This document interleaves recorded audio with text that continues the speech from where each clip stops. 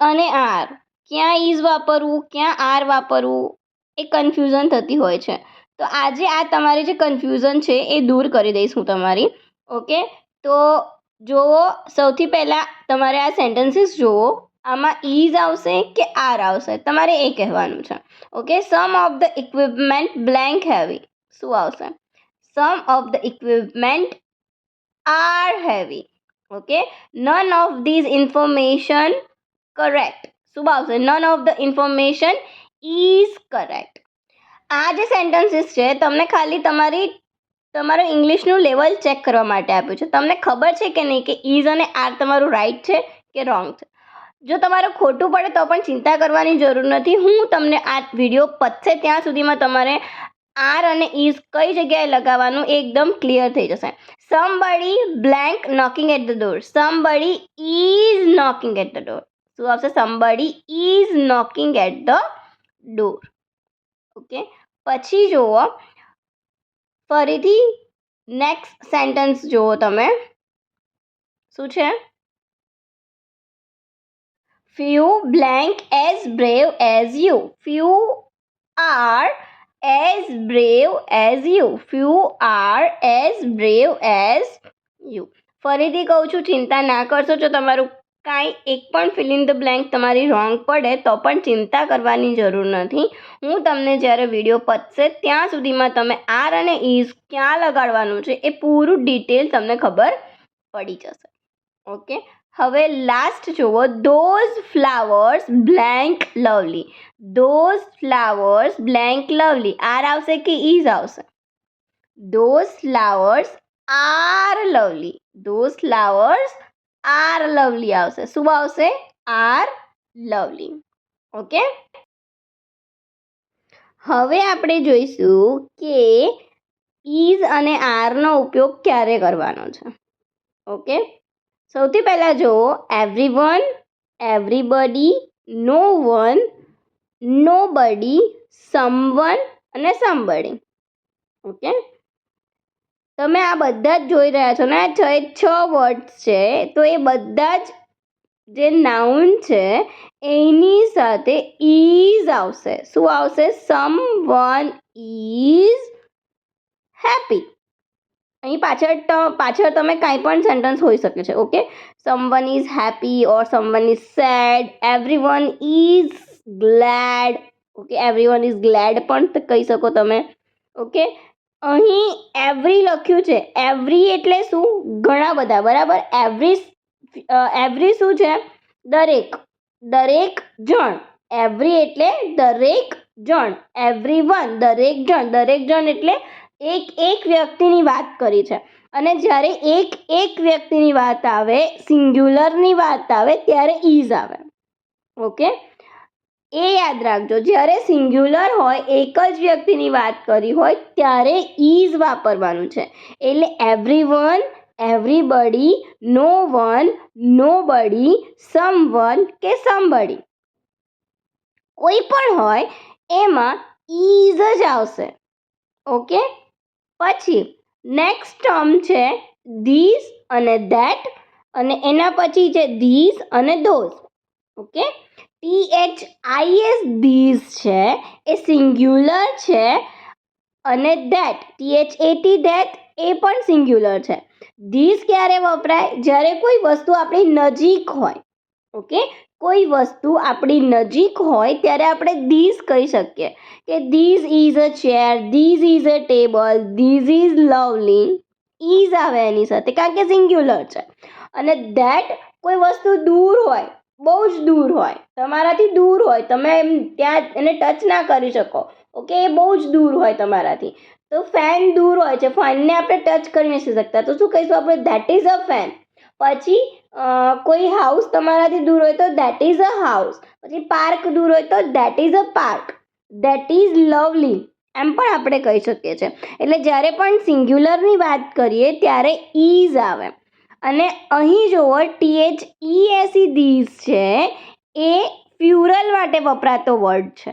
જ્યારે બેથી વધારે વ્યક્તિ હોય ત્યારે આપણે ધીઝ વાપરી શકીએ. બેથી વધારે વસ્તુ હોય, વ્યક્તિ હોય, કે પછી કંઈક બિલ્ડિંગ્સની વાત કરી હોય તો પણ આર આવશે એની સાથે. જ્યારે ફ્યુરલ હોય ત્યારે આર આવશે.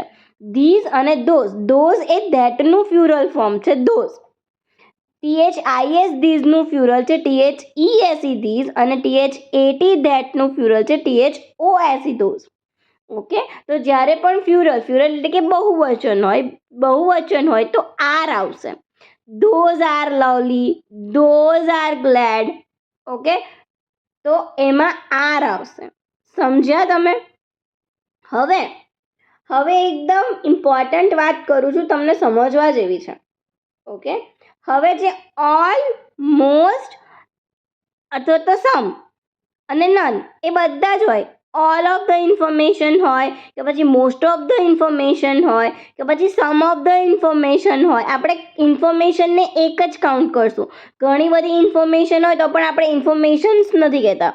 ઓકે, તો કોઈ વસ્તુ કે જે એક જ રીતે આપણે એને આઈડેન્ટિફાઈ કરતા હોઈએ ત્યારે આપણે ઇઝ લગાડીશું. એમાં શું આવશે? None of the information is true અથવા તો none of the information is correct. Okay, હવે એવી જ રીતે નીચે જુઓ, નન ઓફ ધ રિપોર્ટ્સ છે. રિપોર્ટ્સમાં એસ લગાડ્યું છે. જુઓ તમે, આમાં એસ લગાડ્યું કેમ? કારણ કે એક રિપોર્ટ હોય તો એક, બે હોય તો બે કાઉન્ટ કરીએ, એટલે આ કાઉન્ટેબલ નાઉન છે. જ્યારે કાઉન્ટેબલ નાઉન હોય તો આર વાપરવાનો છે. નનની સાથે કાઉન્ટેબલ નાઉન આવે તો આર વાપરીશું આપણે. None of the reports are true, all of the reports are true, પછી some of the reports are true, none of the reports are true. Okay, એવું કહી શકીએ આપણે. સમજ પડી તમને? જ્યારે પણ કાઉન્ટેબલ નાઉન અને અનકાઉન્ટેબલ નાઉન એ આમાં યાદ રાખવાનું છે. જ્યારે અનકાઉન્ટેબલ નાઉન હોય તો એમાં તમે ઇઝ લગાડશો, અને જ્યારે કાઉન્ટેબલ નાઉન હોય તો આર વાપરીશું આપણે. ઓકે, પછી કોઈ એબ્સ્ટ્રેક્ટ નાઉન હોય. એબ્સ્ટ્રેક્ટ નાઉન એટલે લવ, પછી કોઈ એજ્યુકેશન છે તો એમાં ઇઝ લાગશે. Okay, love is, education is, love is blind. Okay, પ્રેમ આંધળો હોય છે. પછી education is the most important thing in today's life. Okay, કે ભણતર આજના સમયમાં ખૂબ જ મહત્વપૂર્ણ છે. ઓકે, તો આપણે ઇઝ લગાડ્યું કેમ? કારણ કે એ આપણે એબ્સ્ટ્રેક્ટ નાઉન છે. જો તમને abstract noun, countable noun, uncountable noun વિશે ના ખબર હોય તો નાઉન તમારે જાણવા જરૂરી છે. અને અહીં ઇન્ફોકાર્ડમાં લિંક છે, મેં જેમાં બધા જ નાઉન, બધા જ પ્રકારના નાઉન ડિટેલમાં સમજાવ્યા છે. એ વિડીયો તમે જરૂરથી જોજો. ઓકે, હવે તમે જોઈ શકો છો કે આપણે ફરીથી તમને રિવાઇઝ કરાવી દઉં કે એવરીવન, એવરીબડી, નો વન, નોબડી, સમવન અને સમબડી હોય તો ઇઝ આવશે, કારણ કે એ સિંગ્યુલર પર્સનની વાત કરી છે. બરાબર, એક જ વ્યક્તિની વાત કરી છે. ઓકે, પછી ધીઝ અને ધેટ એની સાથે સિંગ્યુલર એટલે એ સિંગ્યુલર છે, એક વચન છે એટલે ઇઝ આવશે. ધીઝ અને ધોઝ એ બહુવચન માટે વપરાતા શબ્દો છે એટલે એમાં આર આવશે.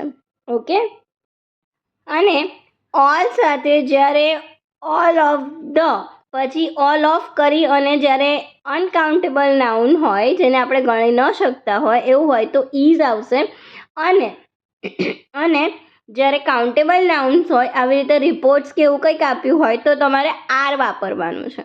ઓકે, હવે કોઈ સબ્જેક્ટ હોય ને, કોઈ સબ્જેક્ટ, તો સબ્જેક્ટની સાથે ધારો કે મેથેમેટિક્સમાં એસ છે પાછળ, બરાબર, પછી ઇકોનોમિક્સમાં પણ એસ છે તો પણ એ ઇઝ આવશે. મેથેમેટિક્સ ઇઝ, કારણ કે એ એક જ સબ્જેક્ટ છે ને, તો એના માટે ઇઝ વાપરીશું આપણે. પણ જ્યારે વધારે બધા સબ્જેક્ટની વાત કરી હોય કે ધીસ સબ્જેક્ટ, તો આર આવશે. This subjects are hard. Okay, તો આપણે આર વાપરીશું. બરાબર, હવે થોડાક એક્ઝામ્પલ જોઈ લઈએ. Okay, no one is as excited about the upcoming trip as I am. Okay, કે કોઈ પણ નો વન સાથે શું આપણે યુઝ કર્યું? Is. No one is as excited about the upcoming trip as I am, એટલે કે મારી જેમ બીજું કોઈ પણ આટલું બધું જે ટ્રીપ આવવાની છે, ફરવા માટે જે આપણે જવાના છીએ, એમાં એટલું બધું એક્સાઇટેડ ઉત્સાહી કોઈ નહીં હોય કે મારાથી વધારે એક્સાઇટમેન્ટ કોઈની પણ નહીં હોય. Okay, someone is leaving this umbrella in the office. someone is leaving. Okay, is આવ્યું કારણ કે એક જ વ્યક્તિની વાત કરી છે કે કોઈક એમનું અમ્બ્રેલા ભૂલી ગયું છે. Okay,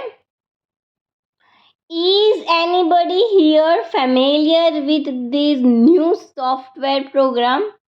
is anybody here familiar with the new software program? કે અહીંયા કોઈ છે કે જે આ નવું સોફ્ટવેર પ્રોગ્રામ જે છે ને જાણતું હોય.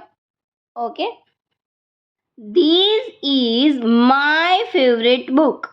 this is my favorite book. આ મારી મનપસંદ પુસ્તક છે. આ એક જ પુસ્તકની વાત કરી છે એટલે આપણે is વાપર્યો. બરાબર. these are keys you have been looking for. આ એ જ ચાવીઓ છે કે જે તમે શોધી રહ્યા હતા. ઓકે, these THESE these આવ્યું એટલે આર વાપર્યું અને THIS these હતું એટલે આપણે is અહીં વાપર્યું. ધ્યાન રાખજો. ઓકે, હવે is that your car parked in the driveway? શું એ તમારી ગાડી છે? એક જ ગાડીની વાત કરી છે એટલે that આવ્યું. ઓકે, હવે જુઓ, is this the correct address for the party? is this the correct address for the party? શું આ સાચું એડ્રેસ છે પાર્ટી માટેનું? Okay, are those your notes on the table? શું આ તમારી નોટ્સ છે? ઓકે, નોટ્સ લખેલી હોય છે એટલે એમાં વધારે 1 2 3 એ વધારે હોય છે. Okay, the students are studying for their final exam. the students are studying for their final exam. Students બહુવચન છે એટલે આપણે આર વાપરીશું. ઇઝ મૂકો તો ખોટું છે. કેમ? કારણ કે સ્ટુડન્ટ્સ બહુવચન છે. જો અહીં સ્ટુડન્ટ હોત તો આપણે ઇઝ વાપરત. Okay, the cat is sleeping on the window sill, એટલે અહીં એક જ કેટની વાત કરી છે એટલે ઇઝ આવશે. ધ કેટ્સ કીધું હોત તો આર આવત. ઓકે, હવે એ ધ્યાન રાખજો, જો બહુવચન હોય તો આર અને એક વચન હોય તો ઇઝ વાપરશું. ઓકે, હવે મને લાગે છે ત્યાં સુધી તમને આર અને ઇઝમાં કોઈ પણ કન્ફ્યુઝન નહીં રહે. બરાબર ને? અને જો તમે ઇંગ્લિશ શીખવા માગો છો તો અહીં ઇન્ફોકાર્ડમાં લિંક છે જેમાં બધા જ સ્પોકન ઇંગ્લિશના વિડીયો છે. ઓકે, તો એ વિડીયો તમે જરૂરથી જોજો. Thank you. વિડીયો જોવા માટે આભાર. અને જો સબસ્ક્રાઈબ ના કરી હોય ચેનલ સબસ્ક્રાઈબ કરી દેજો. બેલ આઇકોન દબાવવાનું બિલકુલ ના ભૂલતા.